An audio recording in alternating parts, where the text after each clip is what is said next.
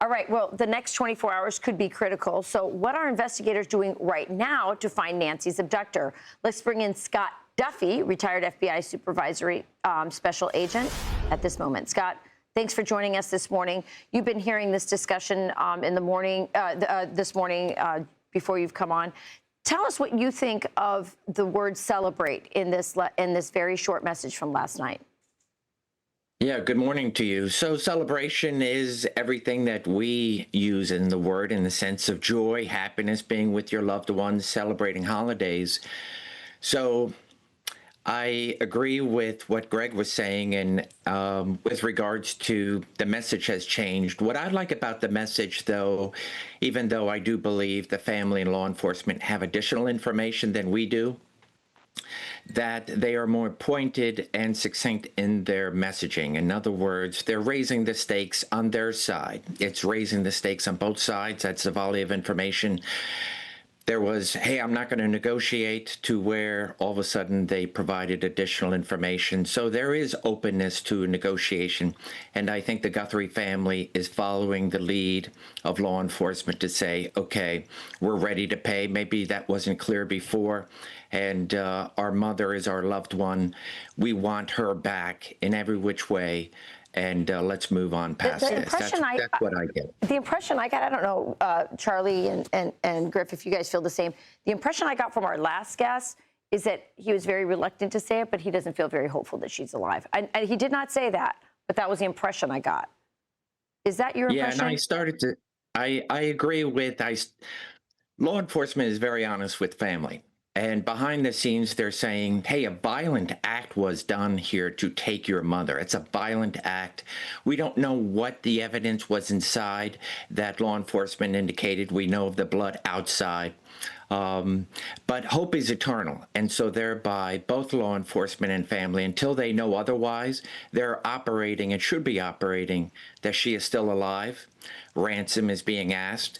And let's continue to use negotiations to get her back, or to at least have proof of life. Proof of life is standard in a ransom of a kidnap for ransom. Right. And so thereby they're saying, show us the proof. Yeah, and they've not done so far, Scott, and that's troubling. Let me talk to you a little bit about the clock is ticking. We know that the deadline, that next deadline, the more consequential deadline, is tomorrow. And as the FBI has seemed to sort of take the lead here, even though they say they're cooperating, they seem to really be taking the lead, as they should, because this is what you guys do. Talk to me about where you think the FBI is in their pursuit to identify the abductors. It seems that these abductors may have been known to her, the way this transpired. 40 minutes inside the home. You know, if they didn't know her and they were professional abductors, it would appear that would have been a much faster removal and abduction. But where do you think the FBI is in their pursuit to identify who has taken her? That is priority number one, right along with return Miss Guthrie alive. So I believe the FBI is doing everything. They're sending out people to collect cameras from residential and businesses. They took this vehicle, right? My thought was, okay, they took this vehicle subsequent to this secondary communication by at least what we believe to be the abductors. Is it possible that something was inside this letter to indicate, for example, hey, we have been surveilling her? So thereby, was there a tracker on her car? Did somebody get something onto this car and thereby remove that tracker? And so law enforcement is like, let's take that car. Is it possible that they learned that the abductors came in through the garage? Because we have heard information, maybe or maybe not, there is forced entry. And so thereby, would they have brushed up against this car? Did they give any indication that they were inside the garage? And thereby, okay, let's take the car. They want fingerprints, they want DNA. Fingerprint, perhaps if this person had been locked up before, there's going to be an immediate identification. If there's DNA that they believe is foreign to that house, not to the family or workers, thereby let's identify somebody so we can start surveilling a potential location.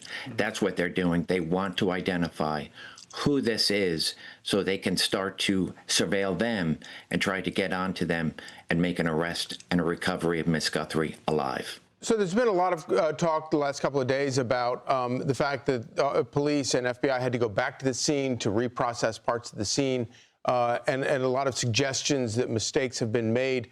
From your vantage point, do you think that there have been mistakes that have been made thus far? I would say there are mistakes made in every investigation. We just don't see it on a basis like this, right? Because the media is involved as well as they should be.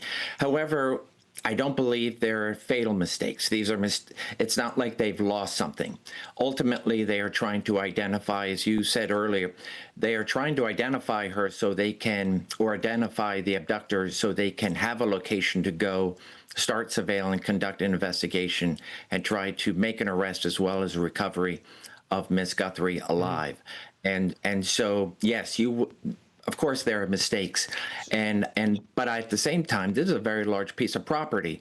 And so if something was in one of those letters to indicate they were in a particular room or touched something, then perhaps they're going back on a regular basis to say, we have something additional to recover. But one of the reasons that the media is so involved is because we know the location of the home, we know the location of the daughter's home.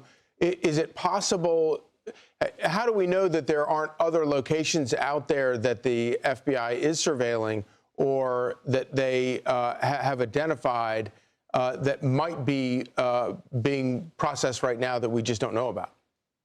Yeah, I would assume that there are additional things happening behind the scenes that the rest of the public is not aware of. And is it possible also that we, for example, we have legal attaché offices around the world. With regards to this server, is there some location outside the country that has been identified, a company, a third party, and so thereby the FBI engaging with their partners to say, we need your help and we need your help right now. And so thereby there could be outside the United States searches taking place. Scott, quickly, I want to ask you, because you well know that tips play a big role in investigations like this. We have had the 1-800-CALL-FBI tip line up on our screen around the clock now for days, but the FBI has offered $50,000. Is it time to increase that?